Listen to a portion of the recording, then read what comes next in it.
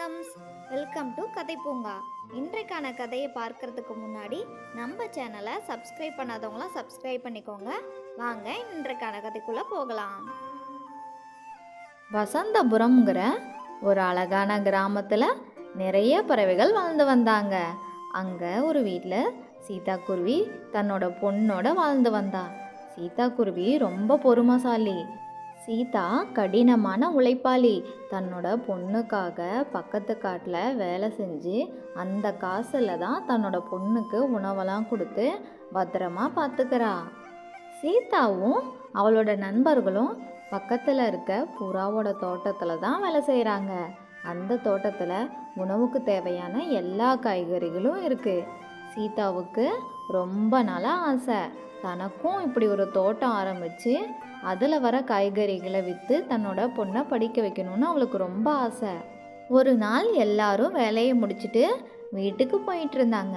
அப்போது ராணி காகத்துக்கு கீழே ஏதோ மூட்டை கிடக்கிறது தெரியுது.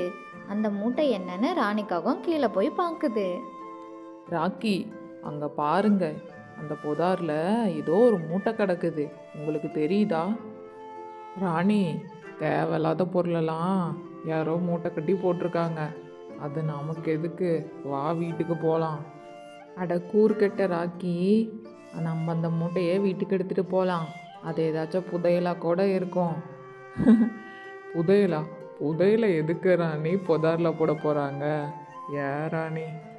ராணி ராக்கி சொல்கிற எதையுமே கேட்காம அந்த மூட்டையை எடுத்துக்கிட்டு 2 பேரும் வீட்டுக்கு போகிறாங்க.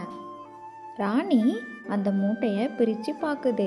அந்த மூட்டை ஃபுல்லாக கட்டுக்கட்டாக பணமாக இருக்குது. அதை பார்த்ததும் 2 பேருக்கும் ஒரே ஆச்சரியம். ராணி ராக்கி கிட்ட, இங்கே பாருங்க ராக்கி, எவ்வளோ பணமாக இருக்குது. நான் தான் அப்போவே சொன்னேன்ல, இதெல்லாம் புதையலாக தான் இருக்கும்னு. ஆனால் ராணி, இவ்வளோ பணத்தை யாராச்சும் புதாரில் தூக்கி போடுவாங்களா? அதெல்லாம் எதுக்கு ராக்கி நம்ம யோசிச்சுக்கிட்டு? நம்ம இப்போ பணக்காரங்களாக்கிட்டோம், நம்ம வேலைக்கெல்லாம் போக தேவையில்ல. இனிமேல் இந்த பணத்தை வச்சு நமக்கு தேவையான எல்லாத்தையும் வாங்கிக்கலாம். அவங்க 2 பேரும் அந்த பணத்தை பார்த்ததும் ரொம்ப சந்தோஷப்படுறாங்க. அது யாரோட பணம்னு கூட அவங்க யோசிக்கல. மறுநாள் காலையில் புறாவோட தோட்டத்துக்கு ராணியும் ராக்கியும் வேலைக்கு போகலை. அவங்க ஏன் வேலைக்கு வரலன்னு தெரிலன்னு சீதா எல்லாருக்கிட்டையும் கேட்டுட்டு இருந்தா. சீதா, ராணியும் ராக்கியும் காலையில் தோட்டத்துக்கு வந்தாங்க. அவங்க இனிமே இந்த தோட்டத்துக்கு வேலைக்கு வரமாட்டாங்களாம். அவங்களுக்கு தேவையான காய்கறி எல்லாத்தையும் வீட்டுக்கே அனுப்பிவிட சொல்லி காசை கொடுத்துட்டு போயிருக்காங்க. நீ வேலையை முடிச்சுட்டு போகும்போது இந்த காய்கறி எல்லாத்தையும் ராணி வீட்டில் கொடுத்துரு, சரியா? சீதா தோட்டத்தில் வேலையெல்லாம் முடிச்சுட்டு ராணி காகத்துக்கிட்ட கொடுக்க சொல்லி புறா கொடுத்த காய்கறிகள்லாம் எடுத்துக்கிட்டு ராணி வீட்டுக்கு பறந்து போகிறான். ராணி வீட்டுக்கு போயிட்டு சீதா ராணிக்கிட்ட, அக்கா, நீங்கள் ஏன் வேலைக்கு வரல? என்னாச்சு உங்களுக்கு? உடம்பு சரியில்லையா அப்படின்னு கேட்குறா. எனக்கு என்ன, நான் உடம்பெல்லாம் நல்லா தான் இருக்குது. இனிமேல் நாங்கள் வேலைக்கெல்லாம் வரமாட்டோம். எங்கள் வீட்டில் சமைக்கிறதுக்கு கூட இனிமேல் வேலைக்கு ஆள் வைக்க போகிறோம். நாங்கள்லாம் பணக்காராகிட்டோம். இனிமேல் அந்த தோட்டத்து வேலைக்கு நாங்கள் வரமாட்டோம். ஆமாம் சீதா, எங்களுக்கெல்லாம் புதையல் கிடச்சிருச்சு. அட வாயை மூடுங்க ராக்கி. என்ன புதையல்? என்ன புதையல் ராணி அக்கா? ஏன் அண்ணாவை சொல்ல விட மாட்டீங்க? ஏ, அதெல்லாம் உனக்கு எதுக்கு? காய்கறி கொடுக்க வந்தல, கொடுத்துட்டு கிளம்பு. டிப்ஸ் வேணும்னா கேட்டு வாங்கிட்டு போ, வேறு எதுவும் கேட்காத. ராணி அப்படி பேசுனது சீதாவுக்கு ரொம்ப வருத்தமாக இருந்துச்சு. பணம் வந்ததும் இத்தனை நாளாக நண்பர்களாக இருந்த ராணி அக்காவோட குணம் மாறினதை நினச்சி சீதா ரொம்ப வருத்தப்பட்டா. வருத்தப்பட்டுக்கிட்டே அங்கேருந்து வீட்டுக்கு போயிட்டா. ராணியும் ராக்கியும் அவங்களுக்கு கிடைச்ச புதையல் பணத்தில் டிவி, ஃப்ரிட்ஜு, ட்ரெஸ்ஸஸ்னு எல்லாத்தையும் வாங்கி போடுறாங்க. ராணிக்கிட்ட பணம் இருக்கிறதுனால ராணிக்காகம் மற்ற பறவைகள்கிட்ட இருந்து பொருட்கள் வாங்கும்போது அவங்கள மரியாதை குறைவாக நடத்துது. ராணிக்காகம் ட்ரெஸ் வாங்கிட்டு போயிட்டுருக்கும் போது அப்போ அந்த வழியாக வந்த புறா, என்ன ராணி, எப்படி இருக்கன்னு கேட்குது. நான் நல்லா இருக்கேன். இனிமே உங்கள் தோட்டத்து காய்கறிகள்லாம் சீதா கிட்ட கொடுத்து விடாதீங்க. உங்கள் தோட்டத்து காய்கறிகள் நல்லாவே இல்லை. நாங்கள் இனிமேல் பக்கத்து காட்டில் இருந்து சுவையான காய்கறிகள் இறக்குமதி பண்ண போகிறோம். இனிமேல் உங்கள் காட்டு காய்கறிகள் எங்களுக்கு வேணாம். அப்படின்னு சொல்லிட்டு ராணிக்காக்கும் அங்கேருந்து போயிடுச்சு. ராணி பேசினது புறாவுக்கு ரொம்ப கஷ்டமாக இருந்துச்சு. எல்லா பறவைகளும் ராணிக்கும் ராக்கிக்கும் எப்படி இவ்வளோ பணம் வந்துச்சுன்னு பேசிக்கிட்டு இருக்காங்க. அப்போது அந்த இடத்துக்கு போலீஸ் வராங்க. இங்க ராணிங்கிறது யாரு? என்னாச்சுங்க ஐயா? அவங்க வீடு இங்கே பக்கத்தில் தான் இருக்குது.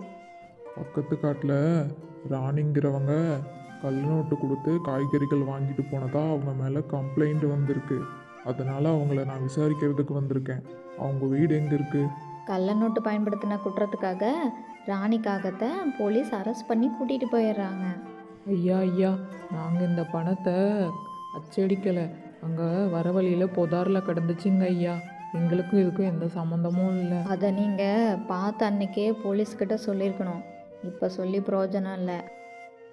சீதா கூலி வேலைக்கு போயிட்டு வந்த பணத்தில் வீட்டு செலவுக்கு போக மீதி பணத்தை சிறுக சிறுக சேமித்து வைக்கிறா. சீதா தான் சேமித்து வச்ச பணத்தில் தனக்குன்னு சொந்தமாக ஒரு நிலம் வாங்கி அதில் காய்கறி விதைகளை தூவி அந்த செடிகளை வளர்த்துறா. சீதா அந்த காய்கறிகளை ஊருக்குள்ளே விற்கிறா. விற்ற பணத்தை மறுபடியும் சேமித்து அதில் இன்னும் நிலம் வாங்கி அதுலேயும் காய்கறிகள் போடுறா. சில நாட்களுக்கு பிறகு சீதாவோட கடின முயற்சியால் இப்போ சீதாக்கிட்டேயே ஒரு பெரிய பண்ணை இருக்குது. அதில் நிறைய பறவைகள் வேலை பார்க்குறாங்க. ராணியும் ராக்கியும் ஜெயிலேருந்து ரிலீஸ் ஆகி வந்துடுறாங்க. அவங்க மறுபடியும் புறாவோட தோட்டத்துக்கு போயிட்டு, ஐயா, எங்களுக்கு மறுபடியும் இந்த தோட்டத்தில் வேலை போட்டு தரீங்களா ஐயா? ஓ, ராணியா? ராணி, ஜெயிலுக்கு போயிட்டு வந்தவங்களுக்கெல்லாம் இந்த தோட்டத்தில் வேலை கொடுக்க மாட்டோம். நாங்கள் போயிட்டு வேறு தோட்டத்தில் வேலை கேளுங்க அப்படின்னு சொல்லி புறா அவங்கள அங்கேருந்து அனுப்பி வச்சிருச்சு. அப்போது ராணியும் ராக்கியும் என்ன பண்ணுறதுன்னு பேசிகிட்டு இருக்காங்க. அப்போது அங்கே வந்த ஒரு குட்டி பறவை இப்படி சொல்லுச்சு. ராணி அக்கா, பக்கத்தில் தான் சீதா அக்காவோட தோட்டம் இருக்கு. நீங்கள் அங்கே வேலை கேட்டு பாருங்க. அங்கே தான் எல்லா பறவைகளும் வேலைக்கு போகிறாங்க. ராணியும் ராக்கியும் அங்கே இருந்து சீதாவோட தோட்டத்துக்கு பறந்து போகிறாங்க. அங்கே போய் பார்த்தா தான் தெரியுது சீதாவோட தோட்டம் எவ்வளோ பெருசாக இருக்குன்னு. அங்கே நிறைய பறவைகள் வேலை பார்த்துட்டு இருக்காங்க. அதை பார்த்து ராணிக்கும் ராக்கிக்கும் ஒரே ஆச்சரியமாக இருக்குது. எப்படி சீதாவுக்கு இவ்வளோ பெரிய தோட்டம் வந்துச்சுன்னு ஆச்சரியமாக பார்க்குறாங்க. அப்போ தான் அவங்களுக்கு ஞாபகம் வருது, கடைசியாக சீதாவை எப்படி அவமானப்படுத்தி அனுப்பணும் அப்படிங்கிறத நினச்சி பார்க்குறாங்க. ராக்கி, சீதா நமக்கு வேலை தருவாளான்னு தெரியல ராக்கி. அது எப்படி ராணி தருவா? அன்னைக்கு நீ தான் அவளை ரொம்ப கஷ்டப்படுத்தி அனுப்பிட்டல.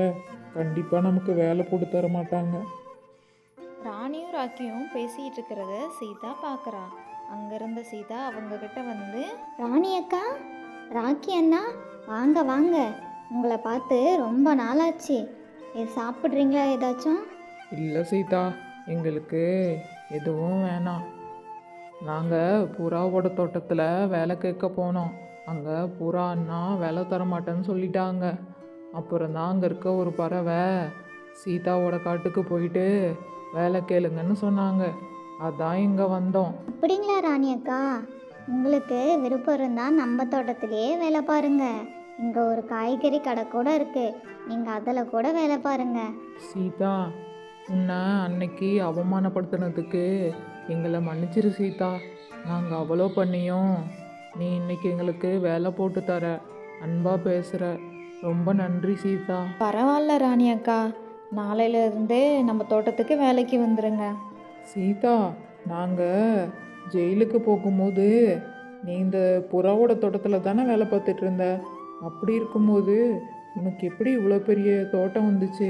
ராணி அக்கா, நான் வறுமையில் இருந்தாலும் என்னோட முயற்சியில் நான் கைவிடலை. எனக்கு நம்பிக்கை இருந்துச்சு ஒரு நாள் இந்த மாதிரி பெரிய தோட்டத்தை ஆரம்பிப்பேன்னு.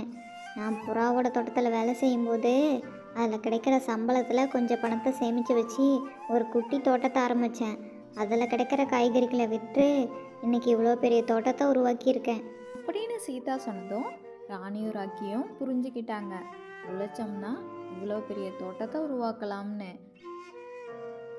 இன்றைக்கான திருக்குறள்: பெருக்கத்து வேண்டும் பணிதல், சிறிய சுருக்கத்து வேண்டும் உயர்வு.